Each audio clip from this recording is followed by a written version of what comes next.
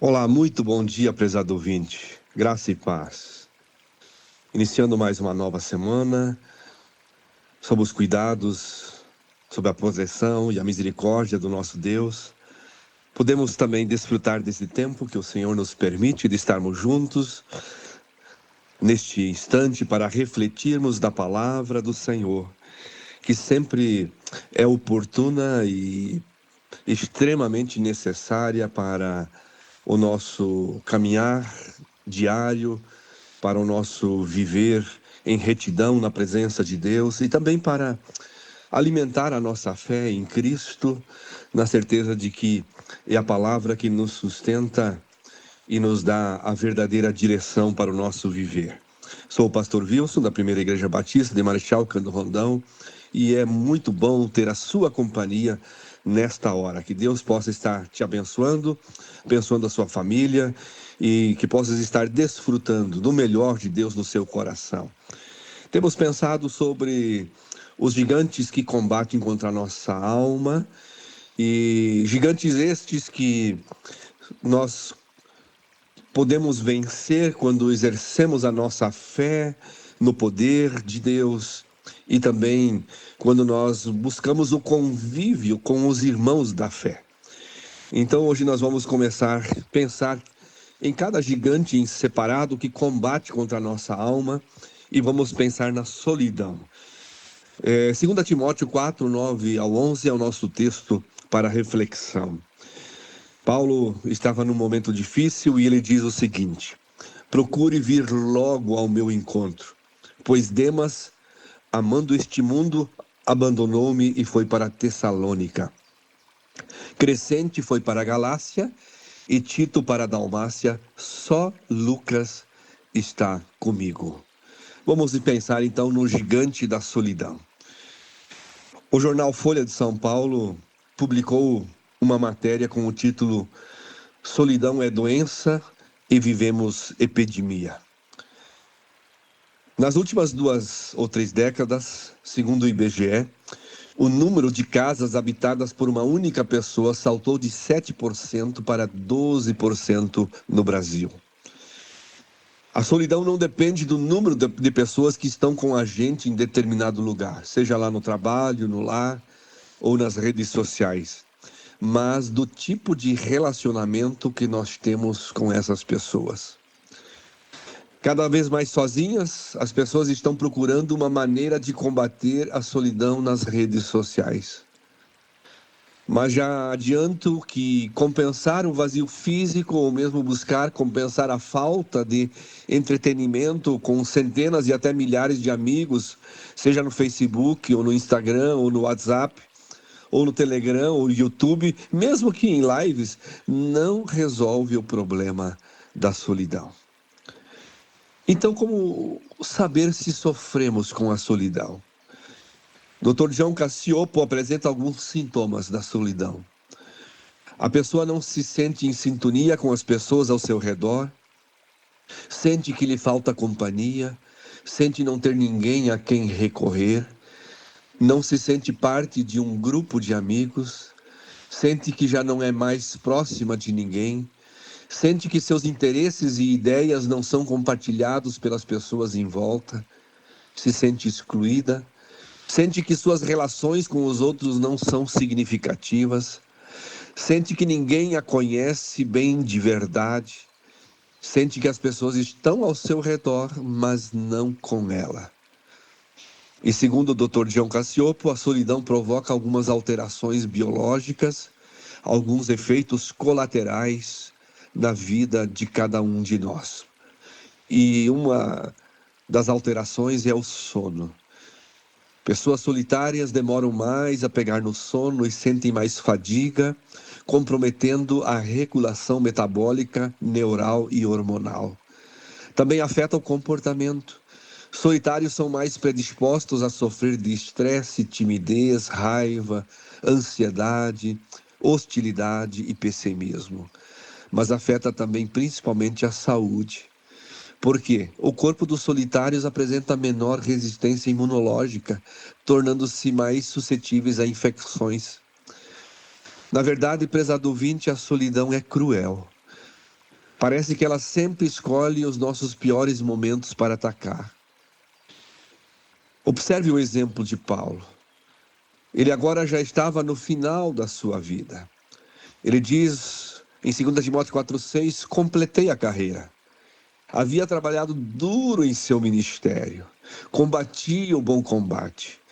E mesmo assim, o apóstolo precisou instar ao filho na fé e amigo Timóteo para que fosse depressa encontrá-lo naquela cela de prisão.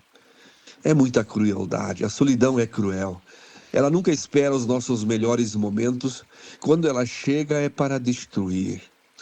Além da crueldade, Paulo sentiu na carne os cravos dolorosos da solidão. Ele estava sentindo ali naquele instante o cravo das circunstâncias.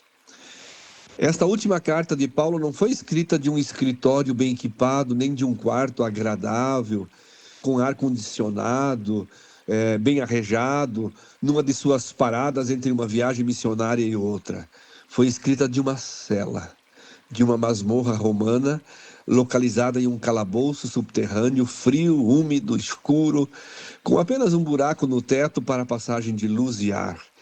Dentro daquele buraco de pedras, Paulo permanecia com mãos e pés algemados. Seria essa a maneira que gostaríamos de passar os nossos últimos dias de vida? Creio que não.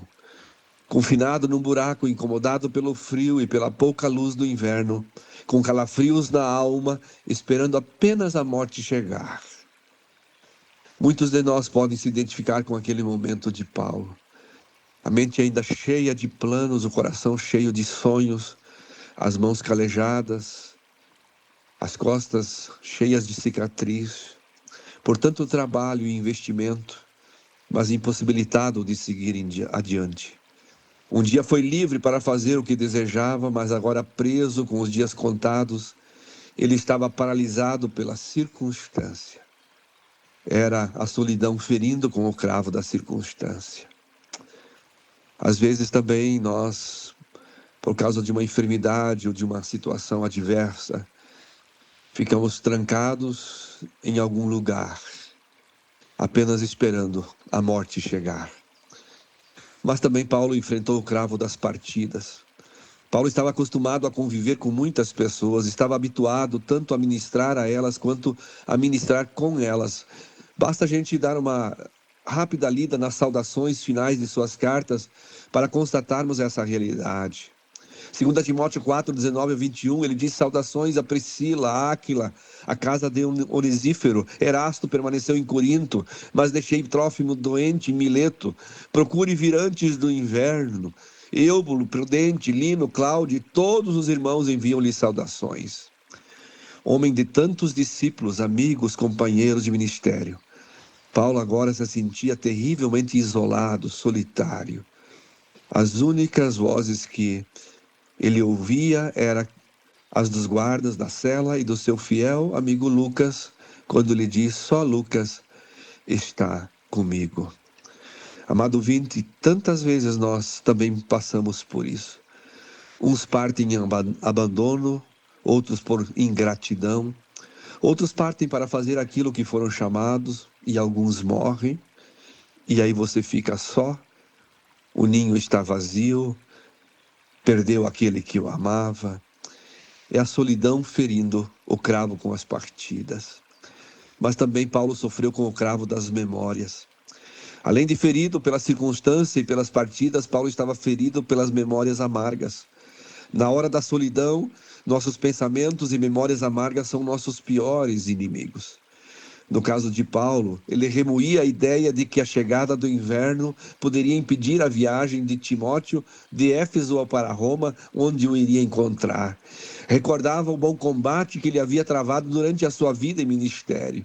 E sofria com as lembranças de quem o havia ferido com palavras e posturas. O verso 14 ao 16 de 2 Timóteo 4 diz: Alexandre, o ferreiro, causou-me muitos males.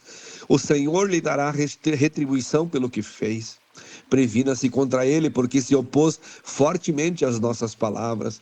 Na minha primeira defesa, ninguém apareceu para me apoiar. Todos me abandonaram. Que isso não lhe seja cobrado. Imagine, prezado ouvinte, você sozinho e com tudo isso na cabeça. E se o inverno atrapalhar a viagem de Timóteo, depois de tudo o que eu fiz na vida, ter que passar por isso. Por que Alexandre está fazendo isso comigo? Por que os irmãos de Roma não vieram me ajudar? Paulo não entregou os pontos. Apesar das circunstâncias, das partidas e das memórias amargas, ele soube combater a solidão. O que Paulo nos ensina com tudo isso na sua vida? Que nós devemos buscar nesses momentos a comunhão. Ele diz no verso 9 de 2 Timóteo 4, procure vir logo ao meu encontro. No verso 11 diz, só Lucas está comigo, traga Marcos com você, porque ele me é útil para o ministério. O verso 21 diz, procure vir antes do inverno. Existem lições aqui importantes para a nossa vida, prezado ouvinte. Solidão se combate com poucos e bons amigos de carne e osso. Paulo não pede uma caravana de amigos. Ele não quer que um ônibus lotado venha ao encontro dele. Ele não quer que uma multidão. Ele quer Timóteo, quer Marcos. Paulo sabia que a solidão não se combate com multidão, mas com a qualidade de alguns bons poucos amigos. Paulo também não se contenta com amizade por cartas. Ele quer ver, ele quer abraçar, ele quer conviver, ele quer trocar experiências com Timóteo e Marcos. Mas também nesse momento ele nos ensina que nós devemos ocupar a nossa mente.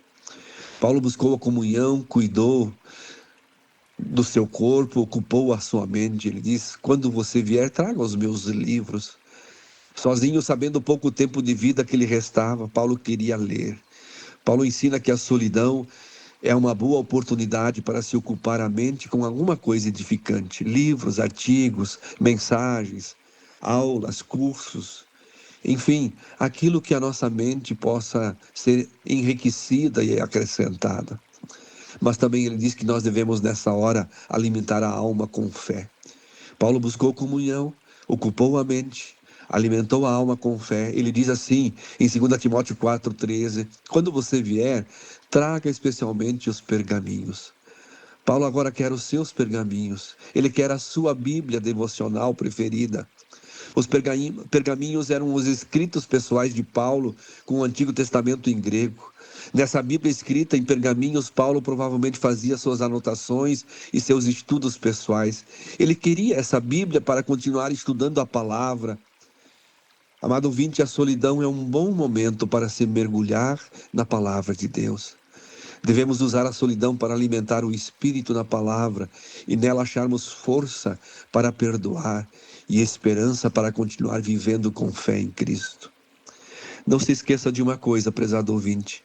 Nós temos um grande amigo que nos entende e ele sabe da nossa solidão. Ele sabe o que é estar só. E este amigo é Jesus. Ele lá na cruz, tomando sobre si o peso do nosso pecado, também se sentiu só. Ele exclamou, Deus meu, por que me desamparaste? Foi o instante que o Pai entrega o seu Filho para morrer pela nossa culpa, por nossas transgressões e desobediência. Ele ficou só. E hoje ele é o nosso grande amigo. Ele está à destra do Pai. E ele é aquele que pode vir ao nosso encontro, nos abençoar, quando nós nos sentimos só. Clame por Jesus. Busque Jesus no seu coração. Ele jamais te deixará. Ele jamais te desamparará. Ele sempre estará contigo em todas as horas. Apenas creia e busque a sua presença.